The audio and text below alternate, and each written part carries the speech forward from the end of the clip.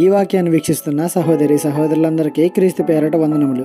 ఈరోజు వాక్యం ద్వారా దేవుడు మనతో చెప్తున్న మాట, నీ పూర్ణ హృదయంతోనూ నీ పూర్ణాత్మతోనూ నీ పూర్ణ మనసుతోనూ నీ దేవుడైన ప్రభువును ప్రేమింపవలనన్నది. మత్తయి సువార్త 22:37. ఇది యేసయ్య చెప్పిన ఆజ్ఞ. పూర్ణ హృదయంతో తండ్రిని ప్రేమించాలి అని. ఈ లోకానుసారంగా చూస్తే మనం ఎవరినైనా ప్రేమిస్తే వారి కోసం ఏమైనా చేసేస్తాం. వారికి మనలాగా మారడం ఇష్టం లేకపోతే మనమే వారిలాగా మారిపోతాం. వారికి నచ్చినట్లు ఉండడానికి ప్రయత్నిస్తాం. అవసరాల కొద్దీ ప్రేమించే వారికే ఇంత విలువ ఇచ్చినప్పుడు నీ కోసం తన జీవితాన్ని దారబోసిన దేవునికి ఇంకెంత విలువ ఇవ్వాలి, ఇంకెంత ప్రేమించాలి?